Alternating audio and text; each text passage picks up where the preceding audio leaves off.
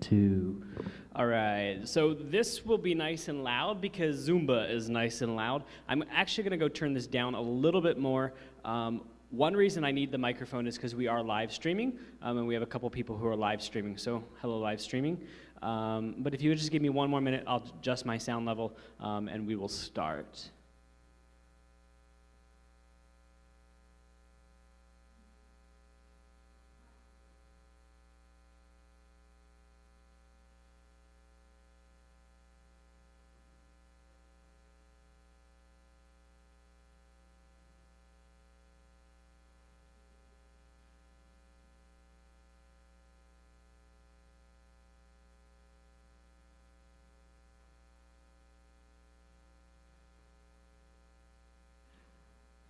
All right. If you can be super patient with me and try to focus as much as you can, I know the wonderful Latin music will keep us awake, and the Zumba music will keep us a bit awake, but we do have to kind of just be in here during that same time. So we're going to pray, and then we'll move on. We will be done. We'll do our best to be done at 8:30. That actually kind of goes with you a little bit, because feel free to ask questions during the question time, but if we have a bunch of questions to work through, that will elongate the meeting a little bit. I will do my best to get through this, and we will be done right at 8:30. It's about 7:07 right now. So let's pray, and then let's meet. God, I thank you for this time. I thank you for these people, and I thank you for this place, Father. God, that you've given us this place, sure, you've blessed us with each other, but Father, most of all, that you've blessed us with your Spirit. And I pray that that would be known in this place, even in the midst of this time. God, I thank you for that. I thank you for your love, and I thank you for your work. Father, that we might draw together in you, and Father, that we might bring others closer to you and proclaim your love. Let's pray in your name. Amen. I have a video that I'm going to show you, and it just kind of highlights and hits some of the key facts as why we have to have a policy such as this. So give me a second.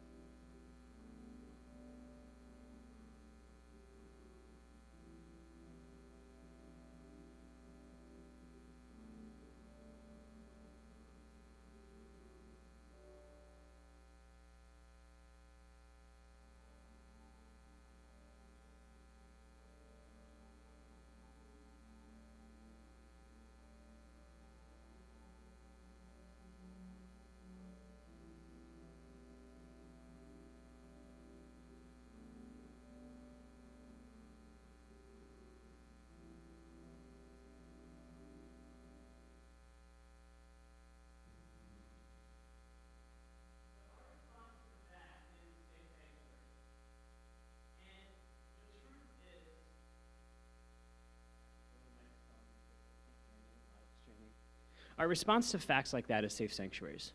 And the truth is that we know that each one of us has the well-being of our children of utmost importance. And so a lot of times we look at these policies and we think, my goodness, why do we need this? We know that each of us wants our children to be safe. But obviously, it's sad enough that we live in a world where we need a policy like this. And so today, what I'm going to do is I'm going to walk through this policy with you. Now, you might say it's monotonous. I can read, Philip. What are you doing? Well, I want to be able to engage it with you. So if you have questions, those listening online, if you have questions, you can email me. I will respond back to your email. And obviously online, it'll be a little bit difficult for you to walk through the policy with us, so I'm going to verbalize everything, obviously, I say, so you guys can hear. And if this group has any questions, I will be repeating your questions over the microphone so that the people online can hear as we interact. So we're going to walk through this policy. And so if you want to pull it out, did everyone get one? Did everyone get one? All right. So we're going to walk through this policy. There will be sections that I read word for word. I have to. There are things I need you to know.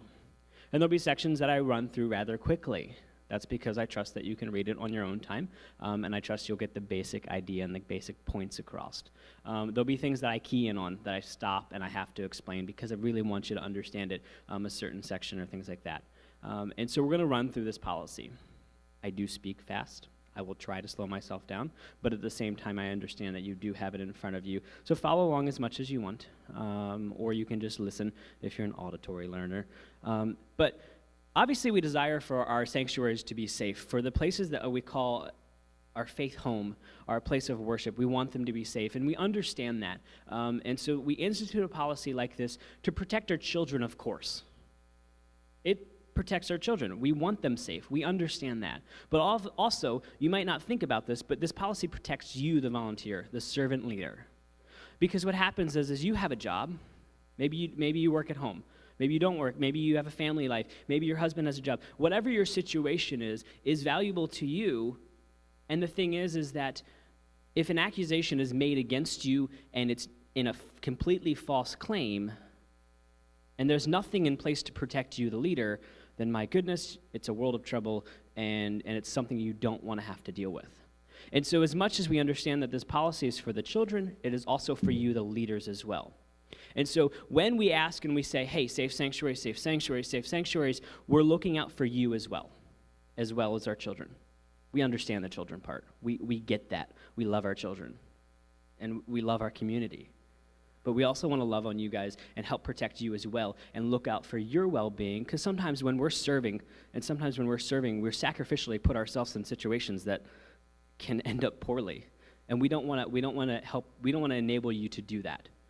So obviously we have instituted a policy that basically says we're not going to neglect child abuse. We're not going to neglect reporting it. We're not going to neglect dealing with it. We're going to try to deal with this, and we're going to try to publicly use this policy, and we're going to enforce it and things like that. There's about 80 some other people who've gone through this training, and that's pretty cool. You're a child, and that's not our goal. That's not our ideal. That's not what we want to communicate. We understand that good touch is just that. It's good. It's appropriate. And, well, what is good touch? Well, once again, the good touch is defined in the idea of, well, if someone looks at the situation, would they basically approve of what's going on, someone who's not in the situation at all? And so you might say, hey, full front hug. I personally try to avoid them. Because I don't want someone to say, hey, why is Phil hugging that person, and was it too long, or things like that. That's just a situation I don't want to put myself in. But sure, I'll hug a student. I will full front hug a student if it's someone that I know or someone I have a relationship, especially with the parents. So we want to be able to walk up to a student who's hurting, to a child who's hurting, and give them a hug. And especially with the younger kids, that's A-okay. And it's okay to embrace them and say, hey, I'm here for you if they fall down on a jungle gym, if they hurt themselves, and they do that a lot. My kid's got a busted lip right now, and he's bruises all over the place. We just want to pick him up and hug him. There is good touch, and we understand the idea of good touch. We know what good touch is, and basically we don't want to lose the importance of good touch, is what the packet says. We don't want to lose that importance. And so I'm not saying we need to bind our hands, but at the same time, let's kind of define some of this stuff. And, personally, I like I said, I mentioned the hugging thing, and I do side hugs, and my students hate it. They're like, give me a hug, Phil. I'm like, okay. And we deal with that, and we make jokes about it. But, that's one of the things that I have to do to also help protect myself as well. We're going to keep going, and definitions, we will read through some of these because these will also be spoken about in the rest of the policy, and you'll be like, well, what exactly does that mean? And so we'll be going through these definitions. Child, any person under the age of 18. Special needs person, any adult or child requiring direct adult supervision as a result of mental or physical limitations. Adult, any person age 18 and over. Child abuse, as defined as Pennsylvania Child Protective Services law, means any of the following. This is one that I have to read verbatim. Any recent act or failure to act by a perpetrator which causes non-accidental serious physical injury to a child under 18 years of age. An act or failure to act by a perpetrator which causes non-accidental serious mental injury or sexual abuse or sexual exploitation of a child under 18 years of age. Any recent act, failure to act, or series of acts or failures to act by a perpetrator which creates an imminent risk of serious physical injury to or sexual abuse or sexual exploitation of a child under 18 years of age. Serious physical neglect by a perpetrator constituting prolonged or repeated lack of supervision or the failure to provide essentials of life, including adequate medical care, which endangers a child's life or development or impairs a child's functioning. No child shall be deemed to be physically or mentally abused based on injuries that result solely from environmental factors that are beyond the control of the parent or person responsible for the child's welfare, such as inadequate housing, furnishing, income, clothing, and medical care. Now, as the leader, one thing is I did answer a question time for this one, and I will do it in a second if I don't hit it directly for you. I did a question time for this, and someone looked at me and said, hey, Phil, what happens if the kid falls down and hurts his knee? Is that child abuse? I wasn't looking. Well, no. Let's understand the context. If it's continually and you're letting little Susie or little Johnny run out into the street and you're just not watching them, yes, that could be considered child abuse. If it's a continual act, not if the child falls down and hurts themselves, that happens. And so in this policy, a lot of people look at this and they get scared as the leader because, like, what happens if the child that I'm caring for gets hurt? Well, as long as it's not a neglectful situation, as long as it's not a repeated situation where the child's continually getting hurt. One example I like to give is the kid climbing in a tree. I don't like that because I'm scared. I don't want them to fall and hurt themselves. And so I'm going to say, hey, guys, down from the tree. But if I don't see them and they fall down and they hurt themselves and I didn't know about it, it's not necessarily child abuse. However, if I say, sure, have fun, and they go all the way up to the top and they fall and hurt themselves, and then the next week they come back and they go all the way up to the top and they fall and hurt themselves, and I'm watching them do this, that could be considered child abuse. And so as a leader in my world, basically I just need to do my job and my role of keeping our children safe, keeping an eye on them, and being responsible for them. And so in this section, in this wording, I generally say, I trust you guys, we trust you guys, we've put you into leadership, we allow you to be in leadership, and we trust you to keep an eye on our students and our children and to be responsible for them. Obviously, this section is pretty has a lot of information on it in regards also to things you might see, like a kid comes in from home and you know that the house doesn't have heat, the house doesn't have water, and things like that. These are some things that also would be defined under Section 4 of the Child Abuse Clause in Pennsylvania. Any questions regarding you or questions regarding this one section right here or anything else I've said so far? Remember online, if you are streaming, feel free to email me questions. Do not text them to me. Please email me. Let's keep going. Children's activities means any activity or program in which children are under supervision of staff persons or volunteers. Staff persons, any person employed by the local church or programs using its facilities who's responsible for children's activities. This person has regular and direct contact with children, must be 21 years or older, and is counted in the 2-adult rule. You're going to hear the 2-adult rule. And the 2-adult rule is one of my most important rules. One of the things that I look at all the time because I love the 2-adult rule because basically it watches my back as a leader and as a volunteer. And so you're going to hear more about the 2-adult rule. So every time you see that, just make a mental note about the 2-adult rule and who counts and who doesn't count in the 2-adult rule. This is also the way we set up classrooms. This is also the way we set up small groups and things like that, and why we set things up the way we do, because the 2-adult rule is important. Ministry team member means any person who supervises a children's activity. This person has regular and direct contact with children and must be an adult and is counted in the 2-adult rule. Volunteer means any adult who assists in conducting children's activities under the supervision of a staff person and or ministry team member, has regular and direct contact with children, and is counted in the 2-adult rule. Helper, anyone who's in aids in ministry is not counted in the 2-adult rule, including youth ages 14 to 18. That's important. They do not count in the 2-adult rule. The helper does not.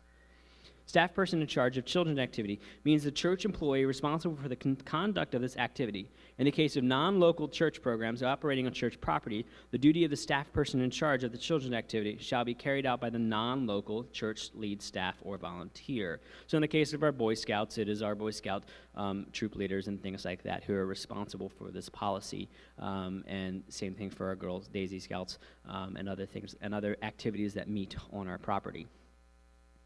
Mandated reporter. This is important. Any person with responsibility for the care of children is a mandated reporter. If a caregiver has reasonable cause to suspect that a child has been or may be subjected to abuse or neglect, or observes a child being subjected to conditions or circumstances which would reasonably result in abuse or neglect, that person shall immediately report or cause a report to be made to the Department of Children and Family Services. You are all mandated reporters. And that is sometimes one of those things that you're like, what exactly does that mean?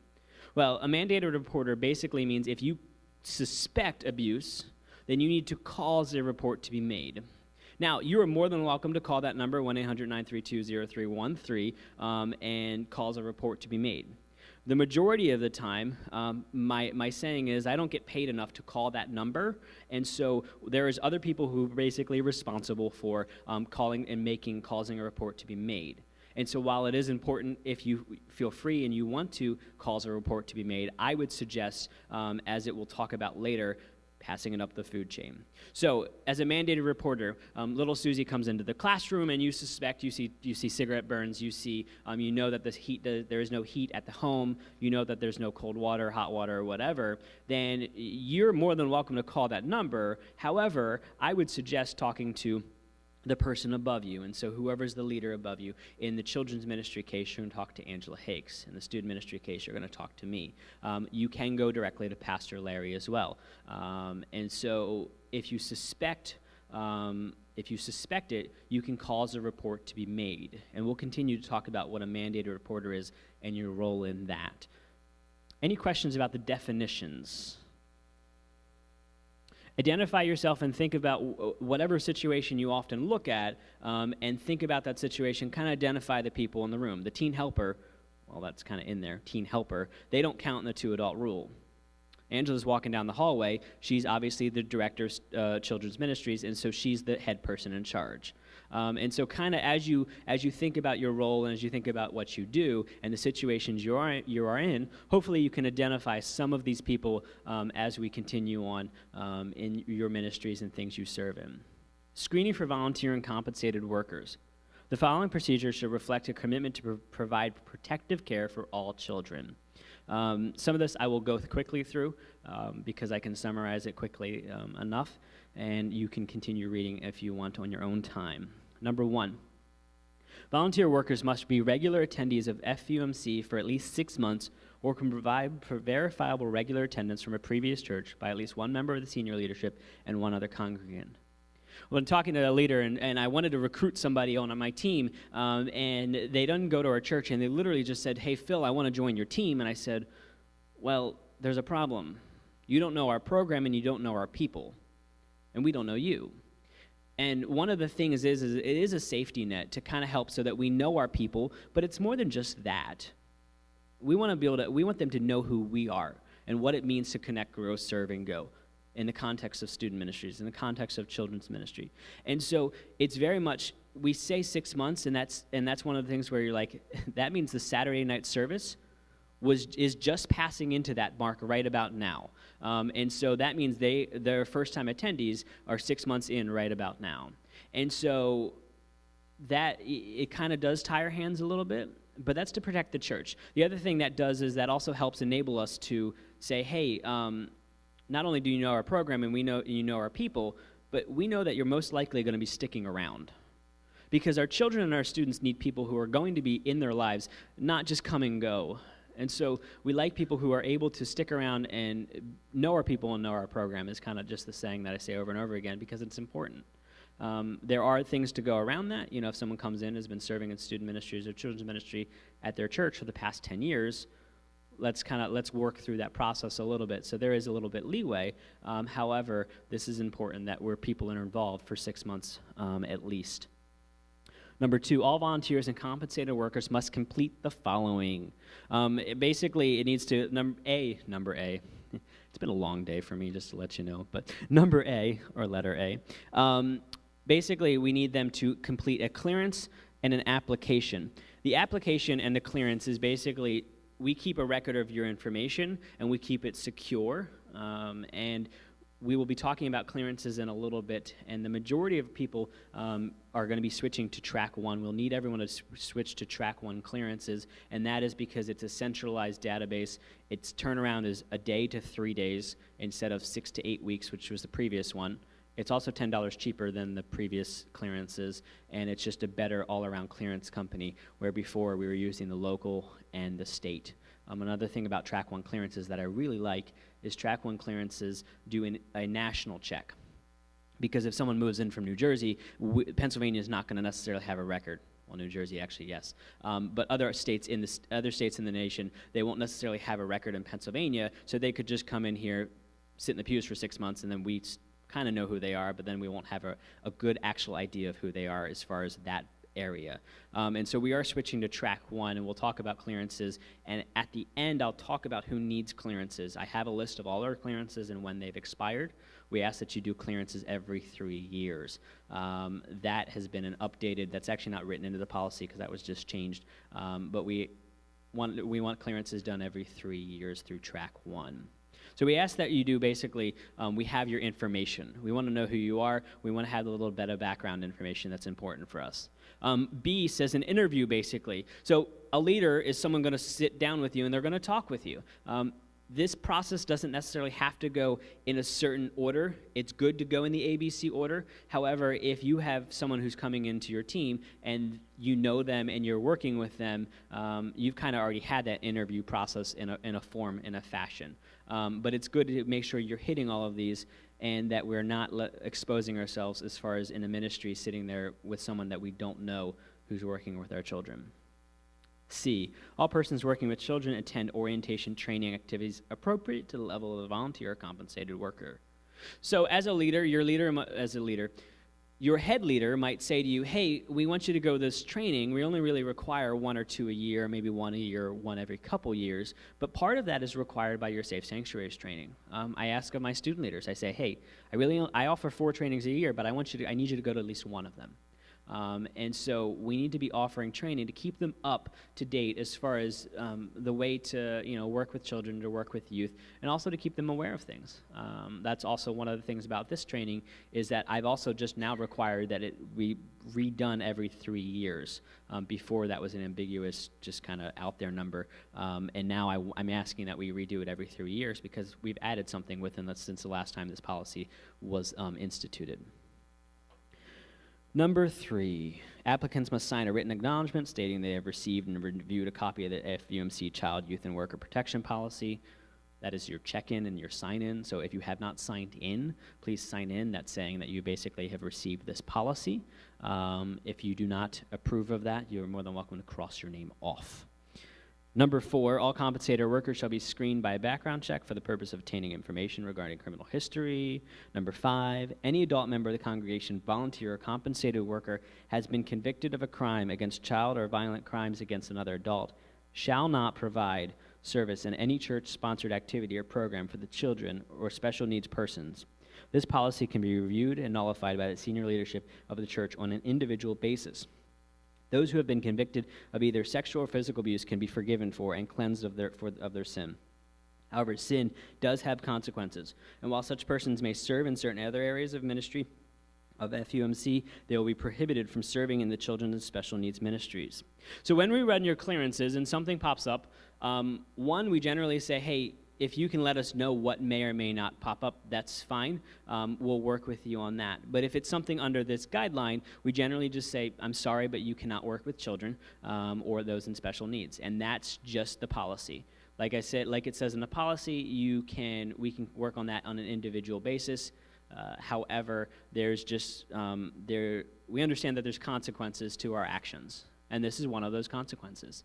Now, when we run your clearances and you say, "Hey, Phil, like 10 years ago, I was selling like lumber out the back of my truck, and I didn't have a license, and I got flagged for that, and it's going to pop up." That's okay. You're just not allowed to sell lumber with our students. But in reality, that is what's going to happen. And so in your record, it will pop up and it'll say, hey, if there's a DUI, if there is a felony charge, if there's something on there that's going to come up, let us know. And we can work with you on that. If it's something that's not violent and it doesn't have regard to children, then we will work with you, and we have worked with people in the past. And so let's do that. And so if something's going to pop up, just let us know, and we don't necessarily like to be surprised. And so let's work through that. And so, also, if you're concerned, like, hey, something might pop up, you can either wait, or you can just tell me, because there's only 2 people who will see that. That is me. I will be the first person to see that. If it's in regards to children's ministry, Angela will see that, and then Pastor Larry will see it. So those are the 3 primary people who will see it, besides the company that does it. And so if they have to see it, that's why they'll see it. But if it's something that's not. If it's not something that's major, like it's a speeding ticket, no one's going to see it except for me. Yes, some speeding tickets. I say some, because mine weren't on there. Some speeding tickets actually have showed up on it. I was like, what? You were doing 55 and a 25? Why? Kidding. Anyway, so yeah, I know. It was the church fan. Listen, no one's supposed to know about that. Number 6, all forms and references reports shall be kept in a part of applicant's confidential personnel file. All forms should be kept and locked on church premises. Detailed notes on a designated form shall be kept. For all reference checks it's my first time speaking for today. Which shall also be included in the personnel file. All applications and related forms must be completed. So there are a couple of people who haven't completed the background check. Their file technically isn't complete. So we will need people to do that. If you go and you start the process for track 1 and you don't complete it, we'll be knocking on your door and just say, hey, can you fill this out? And if you say no or you don't, then we will ask you to not serve in student or children's ministries, just because we want the process completed for each of our people. We believe in it and we trust in it, just because, like I said, we want to keep our sanctuaries safe, we want to keep our children safe, and we want to keep our leaders safe. 7, non-local church programs shall maintain their own personnel files. The local church reserves the right to obtain an explanation of the non-local church's record-keeping process, and upon written request of the lead pastor, to be given copies of documents applicable to programs conducted at the local church. Number 8, the staff person in charge of children's activities is responsible for reviewing this policy with each applicant during an interview prior to service. And so basically, I do walk through Safe Sanctuaries one-on-one with my leaders if they can't make it to the policy.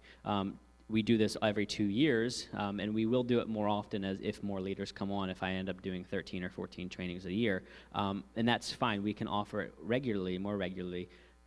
But we are willing to walk people through this policy on a one-on-one basis or on a group basis. And so if you have people who wanted to be here and they couldn't, we can walk through it.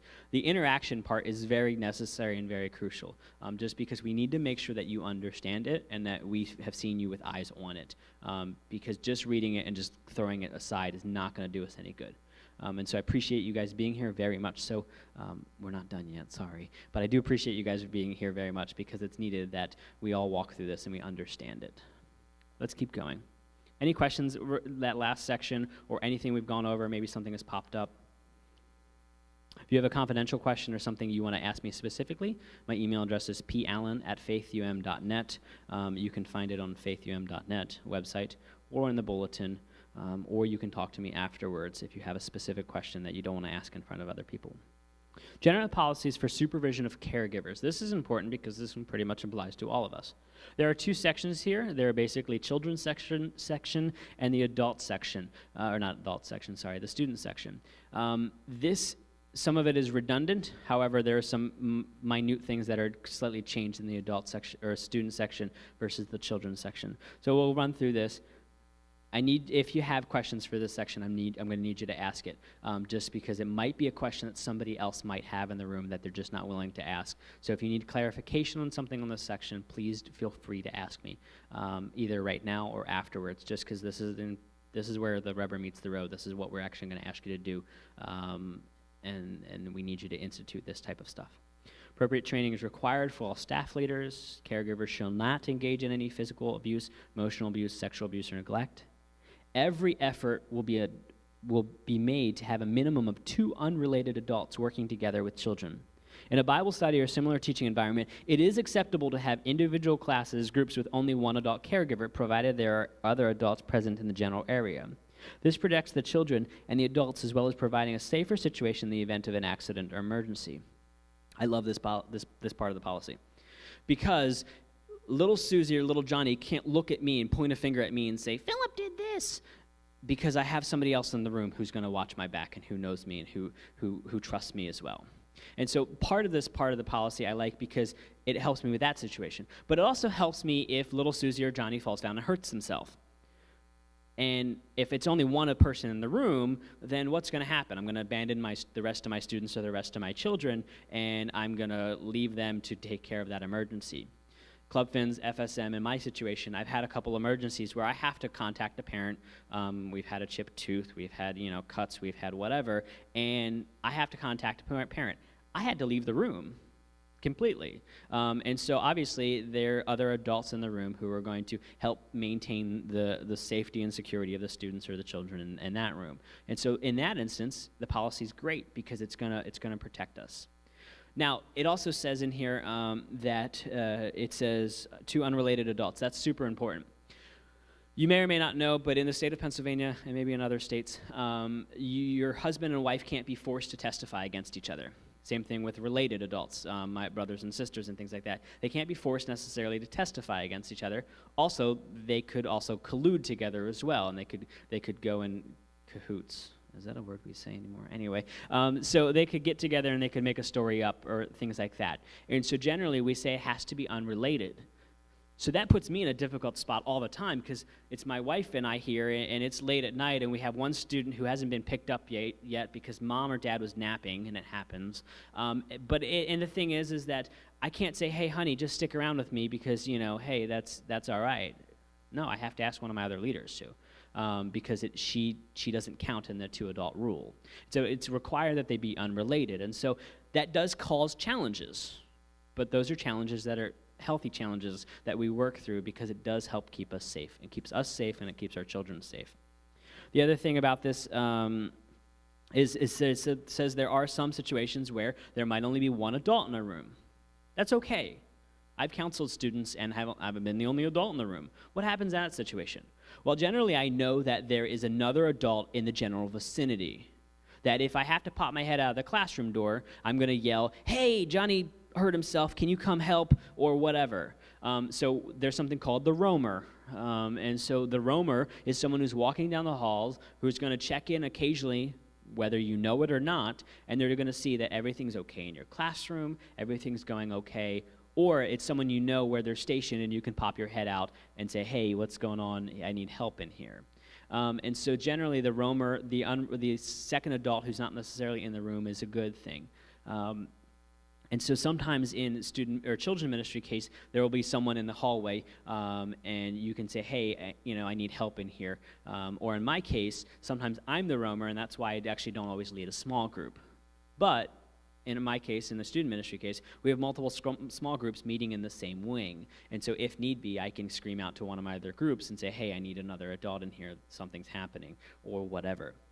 It's important, this part of our policy is important to keep you safe as well as keeping our children safe. in children's ministry, also, this is also great because if little Johnny or Susie has to go to the bathroom, then you can go and escort them to the bathroom, not necessarily into the bathroom, unless they need assistance, and then you are not abandoning your classroom. Number 4, this is important, the windows of classrooms' doors shall remain uncovered to allow a clear view of classroom activities. When no window exists, the door shall remain open. So I'm not going to put myself in a situation where someone's going to guess what I'm doing in there with my students. Not healthy. Not healthy for you, not healthy for anyone else, not healthy for the students. If I'm the only adult in the room, and some of our small groups do have only one adult in the student ministry case, and we need the door to be open. We need people not to be guessing. Also, that if the roamer's going to walk by, they don't have to open the door and interrupt things. They can just look in and get a quick assessment of what's going on to make sure everyone's safe, that nothing's happening, and things of that situation. And so if there's a classroom, and typically all of our classrooms have windows, there's only one classroom on this wing, room 10, that sometimes has something on it because of that is where our wedding rehearsals and things like that happen, where they need to get changed. And so if there's something on the window that's blocking the entire window, remove it. In the case of Pastor Larry's office, there are also the front windows, but he also has the 2 doors, so he can crack the door as well. And so that's the only other door that doesn't have a window. Number 5, when possible, children are to be encouraged to take care of their own bathroom needs. Should assistance required, another adult or caregiver should be present or in the general vicinity. Once again, to maintain safety. Say, it's a really bad diaper. You ever have one of those? And so I've had a couple of them. But it's a really bad diaper, and you're like, hey, I need help in here, and things like that. You can get help, and you can ask for help, and there's not an issue. If you're the only person in that wing, then you have some problems. And so it's good to have someone else with you or in the general vicinity. Children younger than 4th grade shall be released to parents or guardians at the reception counters or classroom doors. Persons other than the child's parents or guardians must be authorized to pick up the child. That's one of those things where parents are like, oh, can't this person just get the No, sorry. It's because we don't always know, and we don't always know who to release the children to. Also, in the case of a custody battle, if there was ever a custody battle and dad came to pick it up, we need to know who can or cannot pick the child up. And so it's important that these things are communicated. It's important that these things are communicated up to masses because it's important that we know who's picking the children up. That's also why in Club Fins, generally we ask that parents come in and pick their children up because they're at the age where they might just get in the car with somebody. And so we need to make sure that we know who's picking them up. And so we'll look in and we'll say, hey, and we'll look into the cars and make sure we know who's picking up who. Even though they're over 4th grade, something we still try to do because we want to know who they're going home with, that it's safe. A positive approach to discipline shall be practiced. Clear, consistent, age-appropriate limits will be established to help the children function appropriately.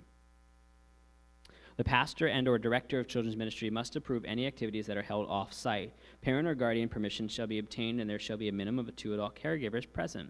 So generally, we want you to do ministry with your people. We want you to do ministry with your adults, with your students, with your children. And in this case, we just need to know about it because we want to get your back.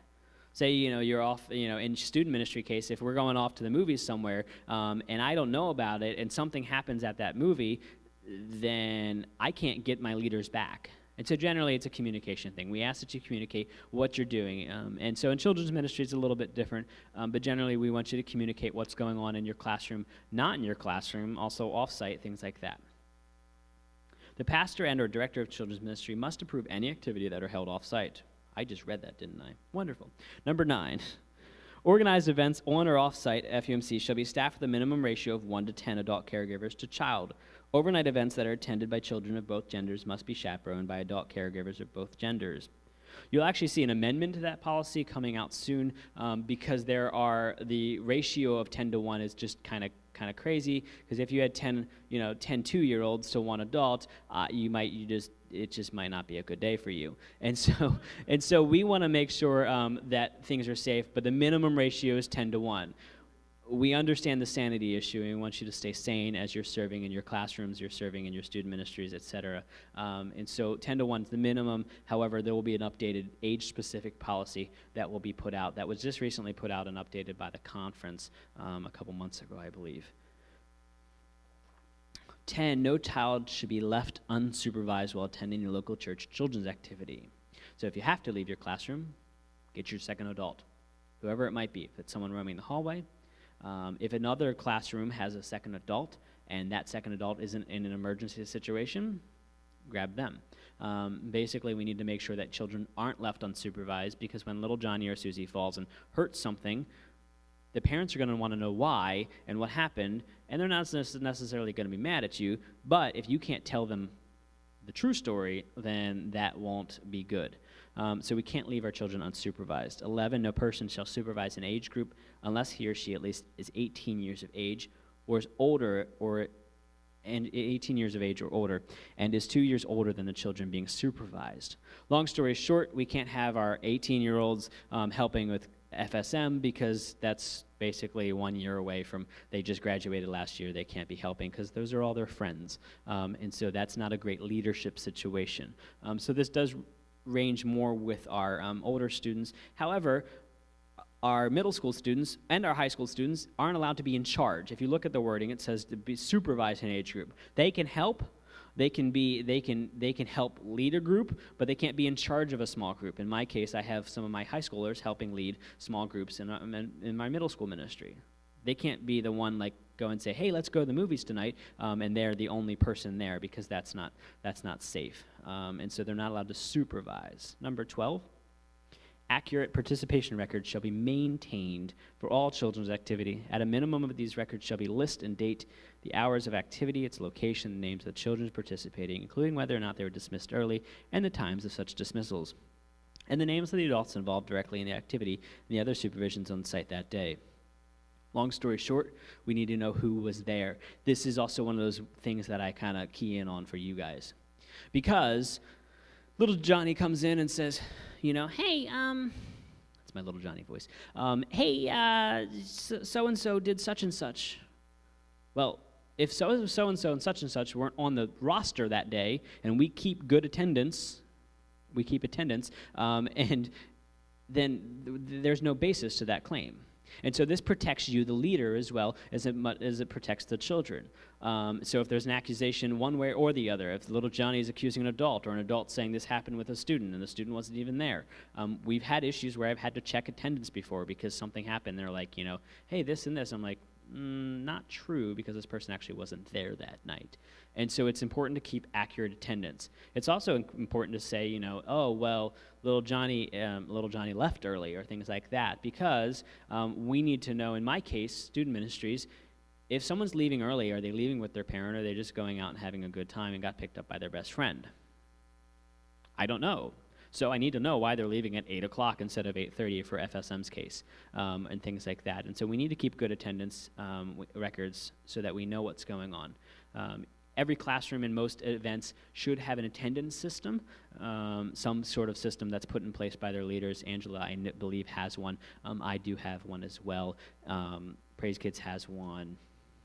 Even Thursday night worship band practice technically has one as well. And so it's important that we keep records, and we keep these records, too, on file, so that we can maintain them and look at them. Let's keep going. 7th grade to 12th grade. Some of these are the same, and so I will just say, hey, it's the same as before. You can look at it. Some of them are slightly different. Caregivers should not engage in physical abuse, emotional abuse, sexual abuse, or neglect. I just like making that clear. Every effort will be made to have a minimum of 2 adults. Once again, this is the idea that I can't necessarily counsel a student when all their friends are there, and so there might be a time when I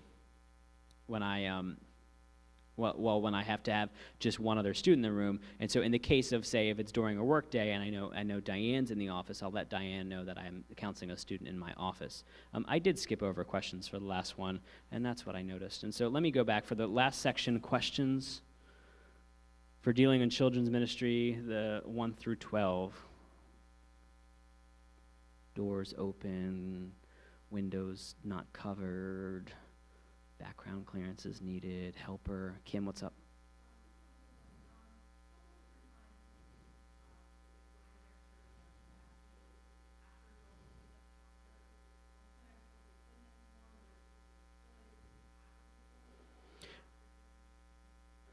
That is specific to the director of children's ministry, aka Angela. She's not necessarily here in a professional manner more than just with me, so I direct that question to her at a different date. I believe there is a policy. However, it does request that there's something set up, that you've set something up. So if it's okay with her that happens, but it's a gray area. Because reason it's a gray area is because we can trust you, but not every parent and not every kid coming down the hallway we necessarily know. And so generally, things like that, we're not a small church anymore. And so it's hard for us necessarily to know every kid running down the hallway and saying, I'm picking up little Johnny Sue. And so the thing is that while the policy may have happened before, it may not be instituted anymore because of that fact, that we no longer know every single person who's going to come pick up little Johnny Sue. And so that's halfway answers your question, but I would talk more to Angela about that. Any other questions? She opened up the...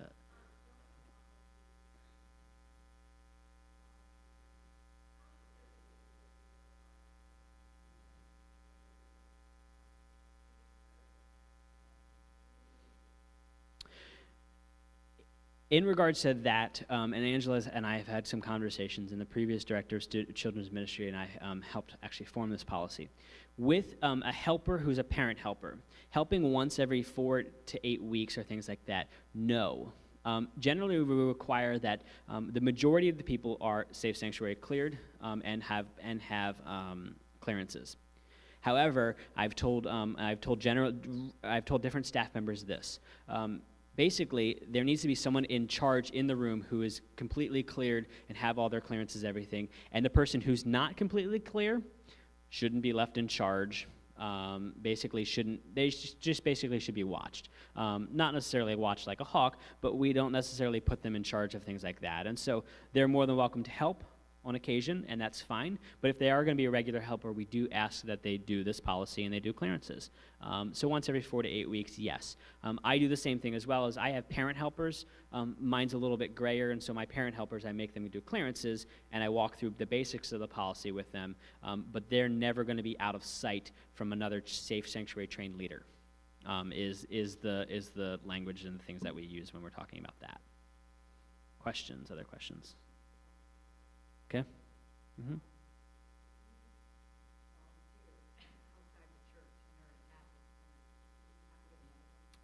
We are asking if you're willing, yes, because track 1 is, there are very few organizations locally that require a comprehensive clearance like track 1, where the school district doesn't, if you can bring me, talking to Pastor Larry about this, if you can bring me an FBI clearance, yes. FBI clearance I have, and track 1. FBI clearance will cover is a national check as well. And so where the local school district, they have 3 checks. They have the local the criminal history, the sexual abuse, and the FBI.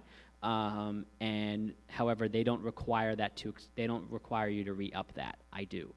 And so nothing against them and those clearances, but some people have brought us clearances that are from 2003.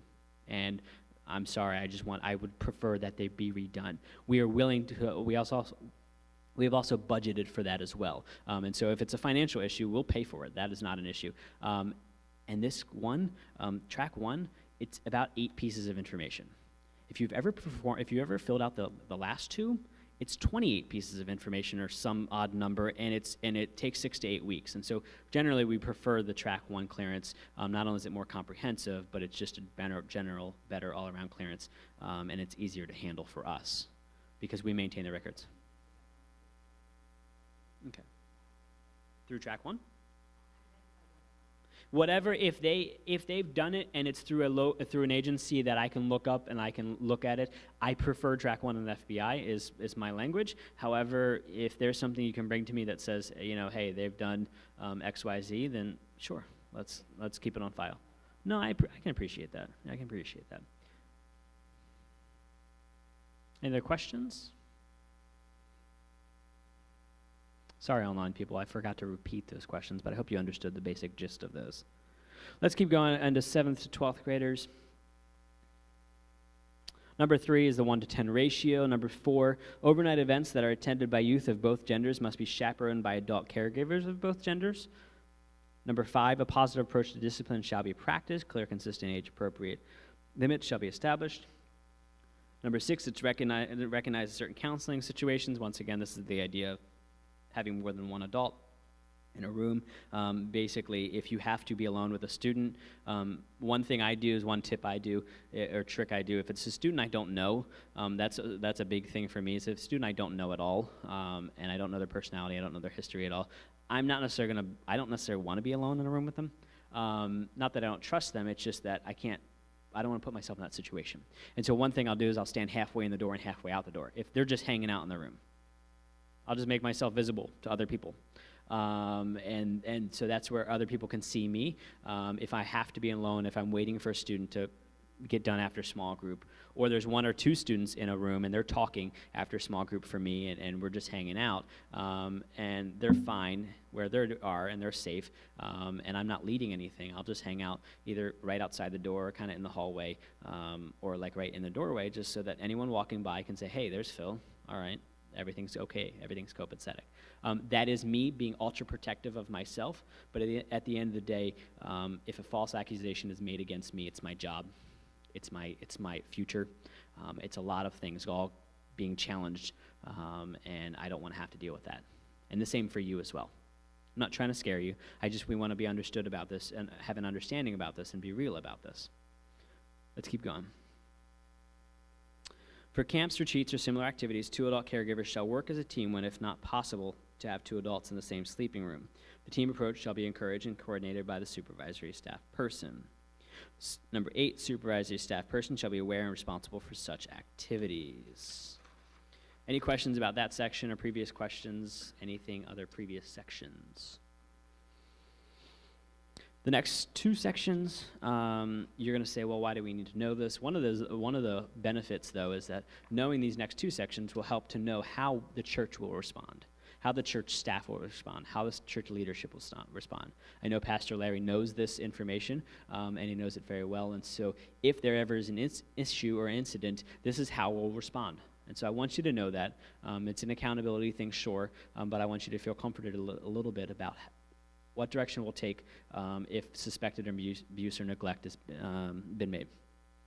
FUMC has been determined that it's responsibility of the senior pastor and or the district superintendent to report all cases of suspected child abuse or neglect to the proper legal authorities with 24 hours of it being discovered. When it becomes necessary to report suspected child abuse and neglect, the protection of children must be of the utmost concern. As a caregiver, you are a mandated reporter of child abuse or neglect. It is a legal responsibility of a mandated reporter to report all cases of child abuse or neglect they observe, and to report visible signs of alleged abuse or neglect. Failure to report could lead to liability on the part of the church, the observer, or both. The confidentiality of the pastor-attendee relationship is very important. Reporting probable cause of child abuse or neglect has a potential for helping individuals receive help for previous problem and may prevent further harm to self and others. What is probable cause? Probable cause means that the available facts, when viewed in the light of the surrounding circumstances, would cause a reasonable person to believe child was abused or neglected. A report based on probable cause does not require a proof that abuse or neglect has actually occurred. Rather, it is a request for an assessment of the condition of a child.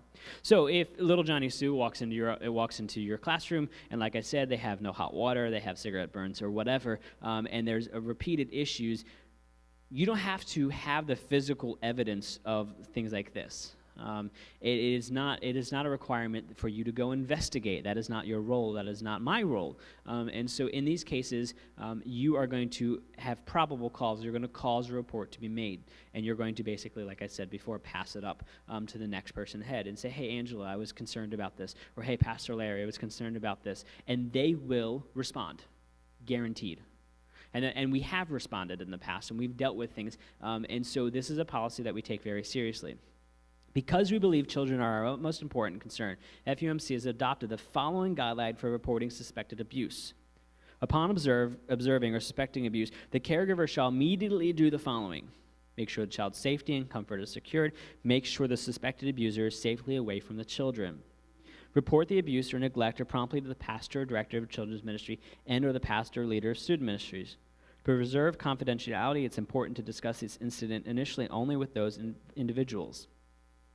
So one of the things is about this policy is that if you suspect abuse and you think it might be happen, don't get a consortium of 3 or 4 other individuals and say, hey, what do you think about this? It's just go directly to Angela, directly to me, directly to Pastor Larry. Don't start trying to figure out or investigate or try to say, hey, did you see this? Did you think about this? Talk directly to one of us, and we will respond and we'll deal with it appropriately.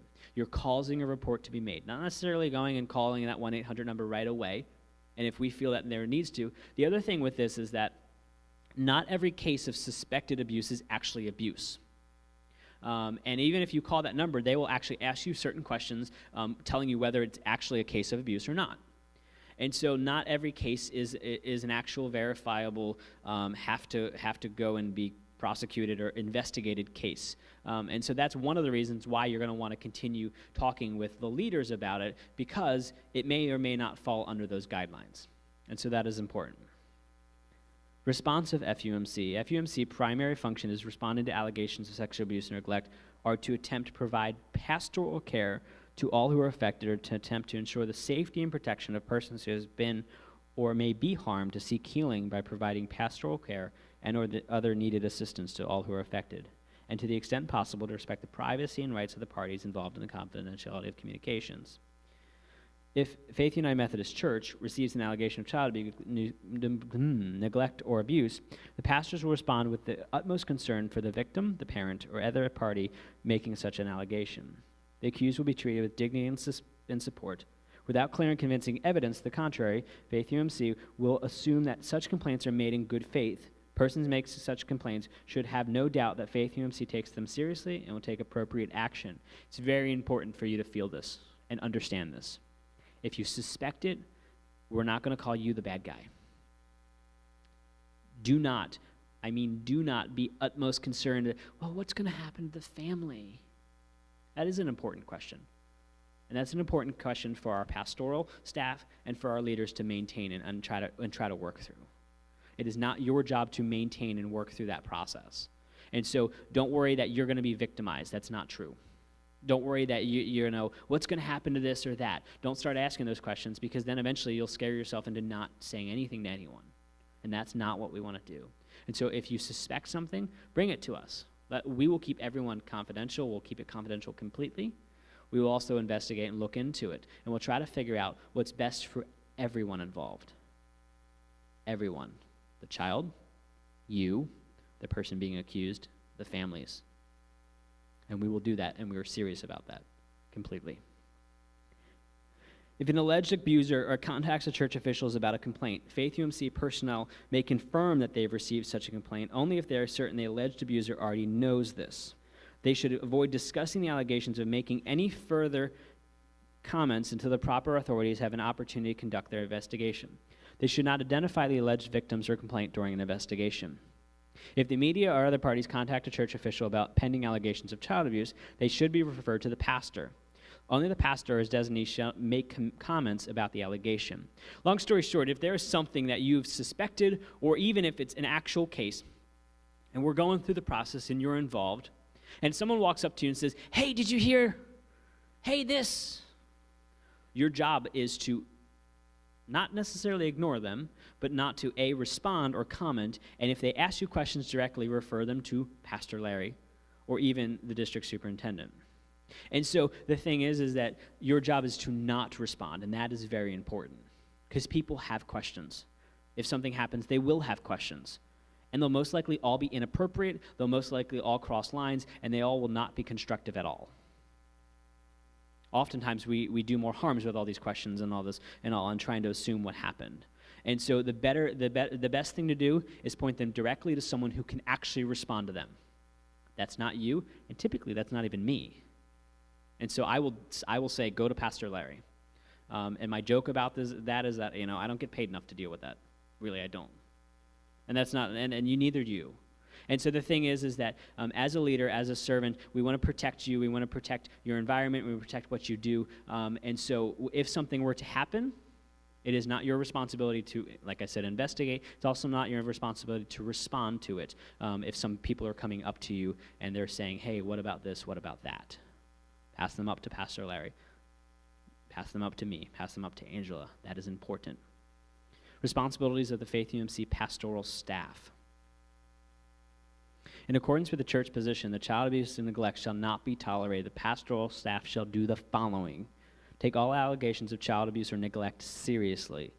Document all efforts while handling the incident. Contact the Department of Children and Family Services within 24 hours. Do not attempt an in-depth investigation. This should be left to professionals who are familiar with these cases.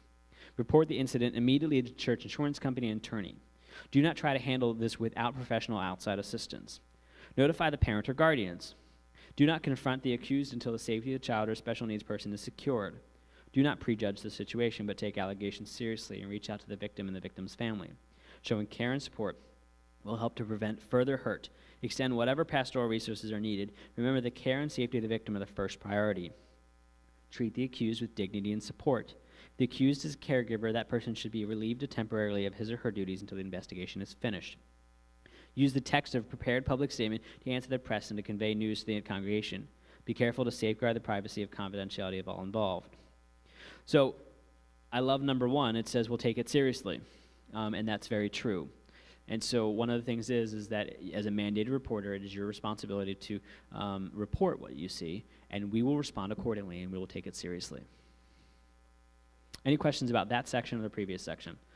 Previous section was the response that we have, reporting suspected abuse, mandated reporter.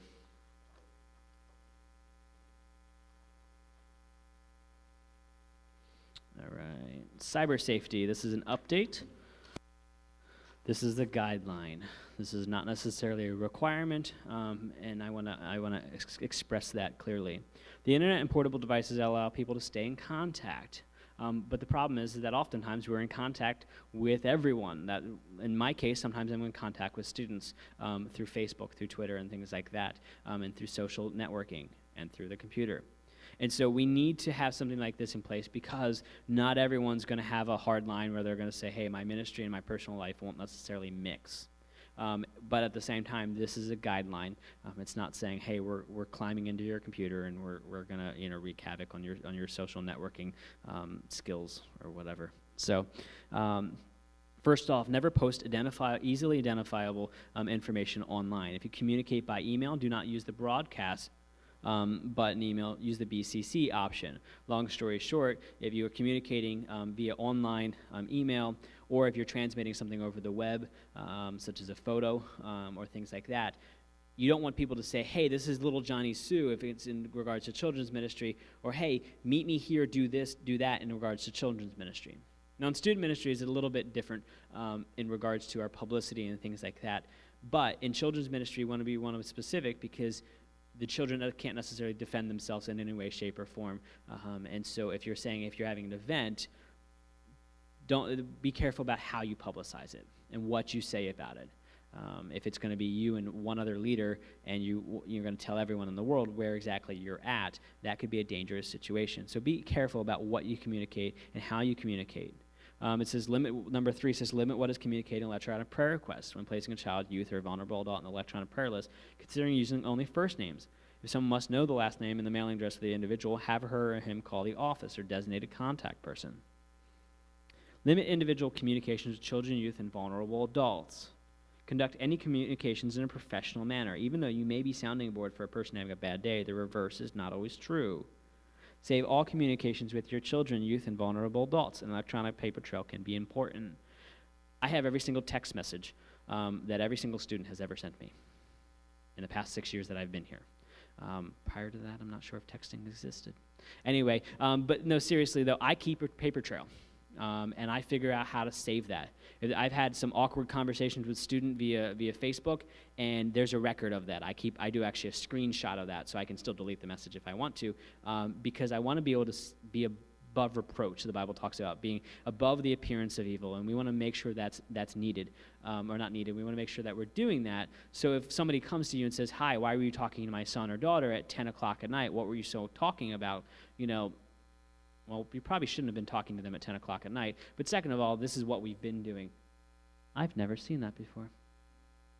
Anyway, so it is important to... My online streaming just lost their video. Give me 1 second, please.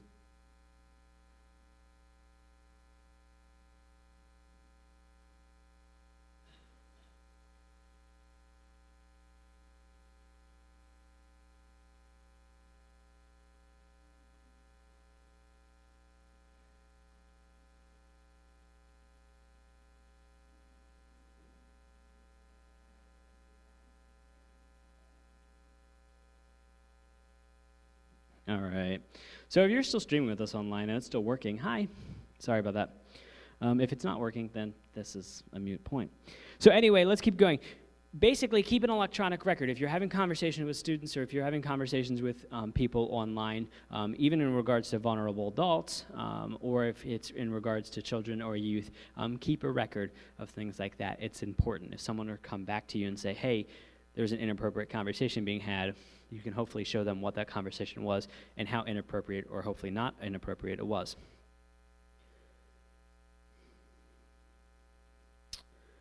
If you're uneasy about any topic addressed in an email or an email in general, send a blind carbon copy to a parent or guardian, if appropriate, or another trusted adult. Honor privacy, but not secrecy.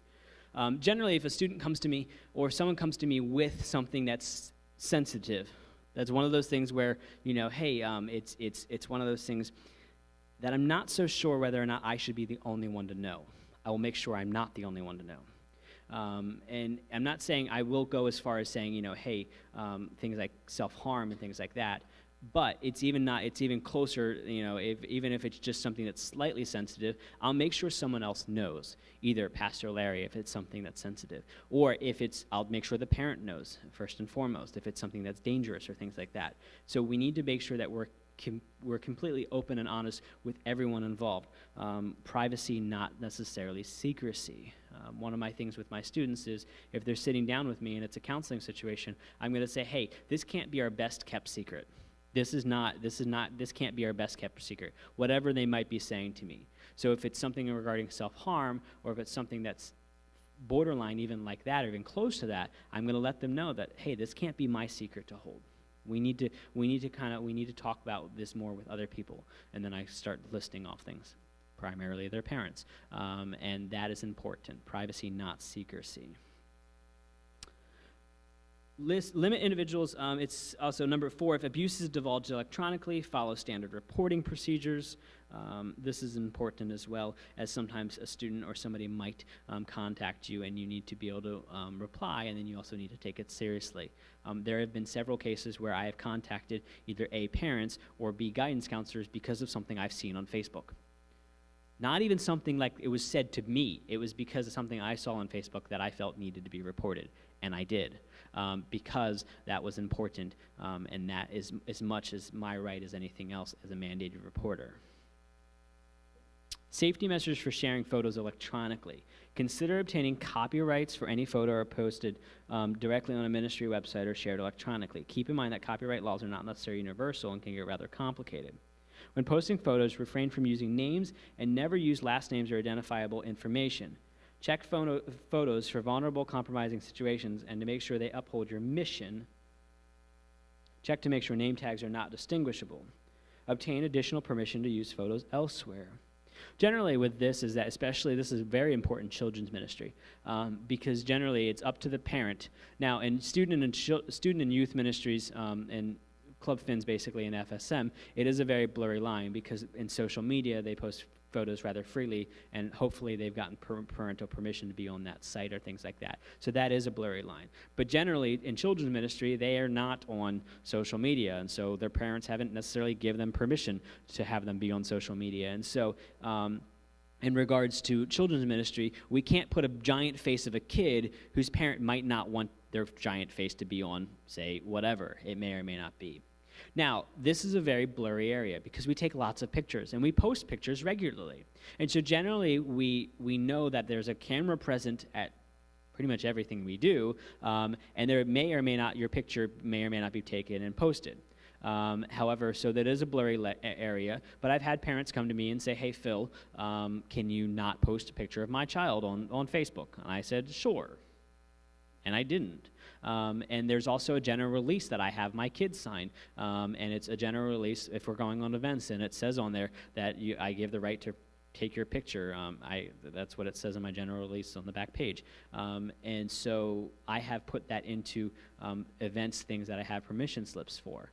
And so that's important because we want our people to know that, hey, there's a possibility. And then if a picture is to be used, and I've talked to Jeremy about this before, if a picture is to be used with a face on it, let's consider getting permission. And so there's a couple permission slips that I've had signed before. A couple years ago, we did a Mother's Day video, and all the kids on the screen had permissions. I said, hey, that needs to happen because of our Safe Sanctuaries policy. So they all signed a piece of paper, and we filed that away. So that if one day someone saw that video and said, why is my kid on that screen? And, well, you gave us permission to. Safety for social networking sites, back page. Set privacy settings to limit who can see your profile. Otherwise, people may still be able to view your full profile. If you need help doing that, feel free to contact me. Restrict who can be your friend. It's prudent to use judgment accepting requests from youth. Use higher level security features even if you have restricted profile. Do not post anything on social networking site that you would not want attached to your resume or printed on the church newsletter or bulletin. The same goes for blogs. Now, that's a little bit harsh, but if you're going to be friends with students and you're going to be friends with people you do ministry with, then that's the policy.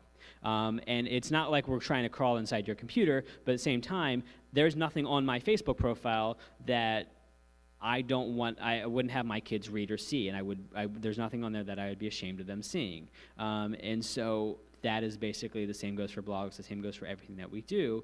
We need to make sure that we're presenting ourselves in our ministries well. Number 5, remove or do not post inappropriate comments, photos, etc. 6, encourage youth to follow these same guidelines. So once again, like I said, this is not to crawl inside your computer, but if you're willing and you're befriending students or children or things like that in a ministry setting online, then please try to stick with these guidelines.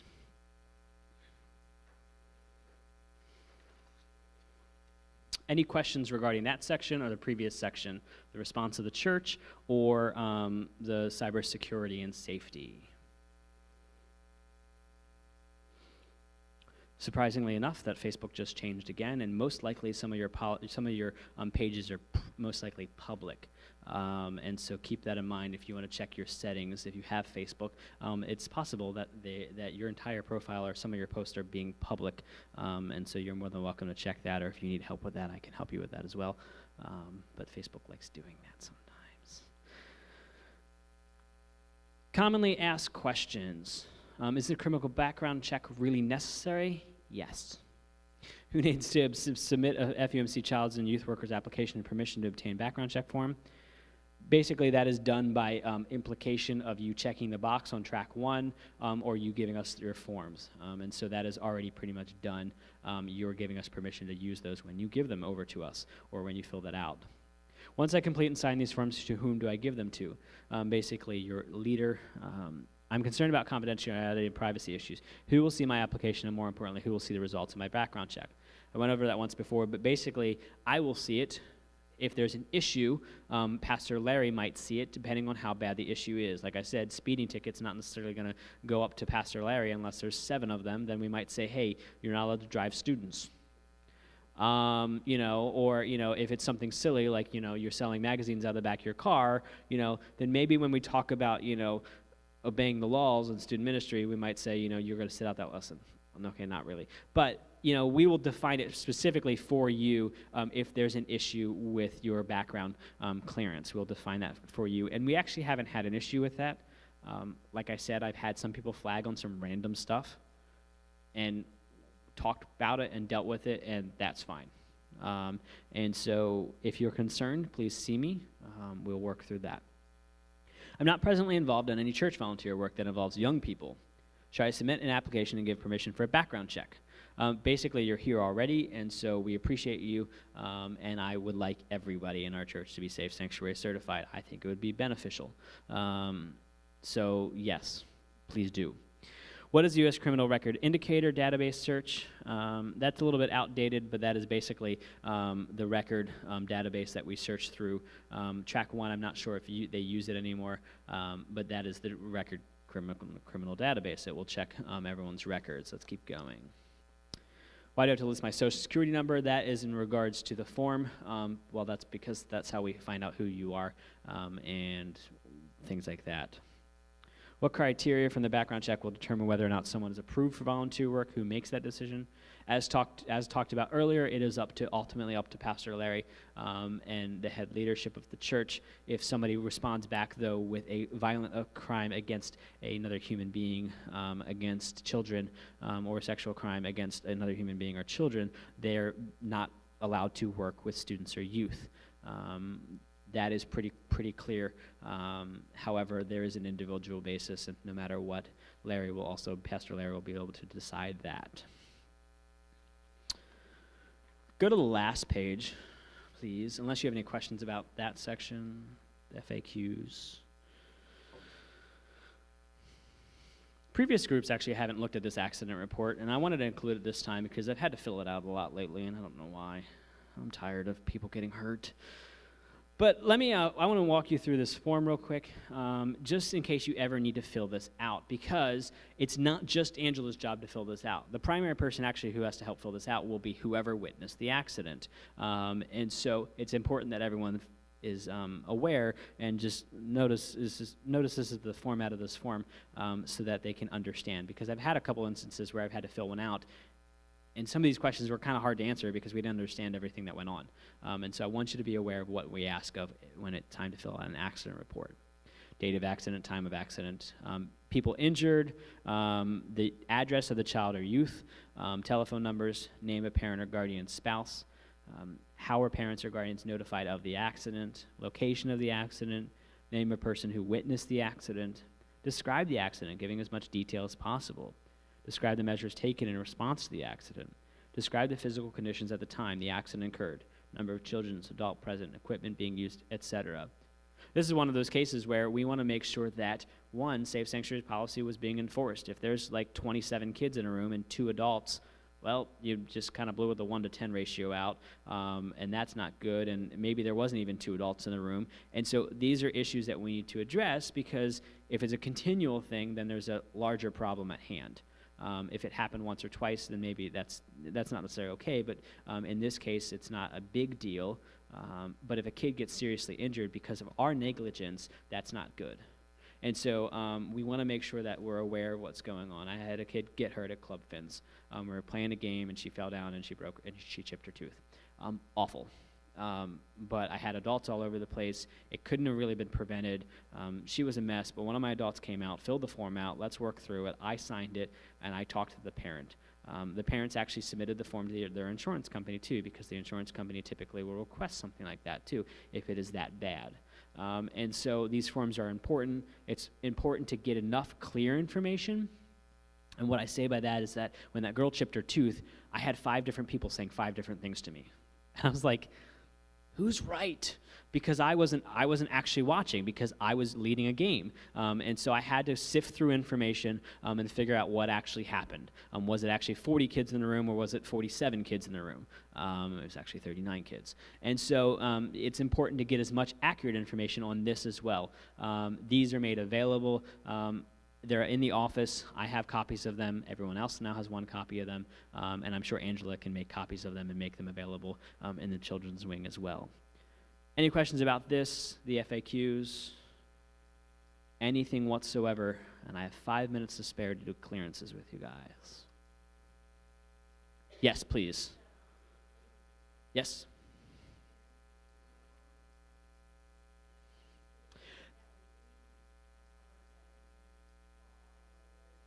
Date and initial at the top. Yes, thank you. Do we have to have the incident report signed by a parent? And date and initial, I might edit the form to add a parent slot. I don't know why it wasn't on there when I took this form and edited it. However, it's generally I have the parent initial and date it at the top. And then this form actually gets filed in our main church office, and they keep it on record. so that somebody asks, we can provide what happened on January 25th at 7:30 p.m. Any other questions, comments, concerns, clarification about the policy? A lot of information thrown at you. Feel free to review it. Feel free to email me. There's a couple people who say, hey, Phil, why do we do this? Let's talk more. I'm more than willing to. I'll take you out to coffee, and hey, I'll pay for the coffee too. Let me go through clearances real quick. If you do not want to do track 1 clearances and you want to do track 1 clearances but you don't have access to a computer, I have a form for that. If you are willing to do track 1 clearances and haven't done track 1 clearances or any type of clearance in the past 3 years, feel free to visit faithum.net/track1, T-R-A-K, no C, T-R-A-K 1. If you need the form to do the track 1 clearances and you don't have access to a computer, or you want me to pay for them, and I'm more than willing to, it's $13.99. If you want me to pay for them, we will. I still need you to fill it out, fill the form out, and then we will file it and take care of the clearance for you. However, you will not necessarily have access to that record on a regular basis. What I mean by that is that when you do track 1 clearances, you can log back into track 1 and you can print that record up for any other organization. And you can make that track 1 clearance available for other organizations. That's one of the benefits of keeping us, because then you can keep using that track 1 clearance for other organizations, because it'll print up a certificate, a PDF certificate. It's kind of hard to get to, and I can help you find it, but if you do track 1 clearances. Personally, I want all of our people to transition to track 1. However, if you have previous clearances with us, then you're more than welcome to keep them with us. However, everyone who's highlighted, which is almost everybody, needs clearances done through track 1. And so the majority of people who have clearances dating 2010, 2009, 2007, these people need clearances. So if you're not sure when your older clearances expired with me, feel free. I have a record up here. Any other questions, comments, concerns? Appreciate you guys very much for doing this. I know it's a bit monotonous. The other version of this is 3 hours long. I'm not kidding. And it's the same thing. Someone's up front talking the entire time. There are some questions and more interaction time, but I try to cut this down and condense this down to an hour and a half so that you wouldn't have to go to a 3-hour-long session on a Saturday, usually 25 minutes away. And so I hope you guys can understand and appreciate that a little bit. Let me pray for you guys real quick, and then we're done. Let's pray. God, I thank you for these people, and I thank you for what you can and will do through them. Father, I trust that you'll continue to keep us safe, keep our children safe, Father, that we might honor you and love you and figure out how to do this thing called life. Father, what it means to connect, to grow, to serve and go in the midst of Faith Church, in the midst of this community. And I thank you for this time. I'll just pray in your name. Amen. If you want to see me about anything afterwards, feel free to ask me. If you want to know when your clearances are up, if you had clearances with us previously, they're pretty much up. Everyone on my list is up, and I don't know why, because they were all done in 2010. So if you need clearances with me, faithum.net/track1 is the other one. Yes, faithum.net/track1 has instructions with it. It's about 6 pieces of information they need, and it's relatively simple. You pay online through a credit card, yes. And it is secure, usually. What's that? Yes, I get notified when your clearances are gone, when your clearances go through. I have to request notification, but I do that on a monthly basis. So, I think you're on my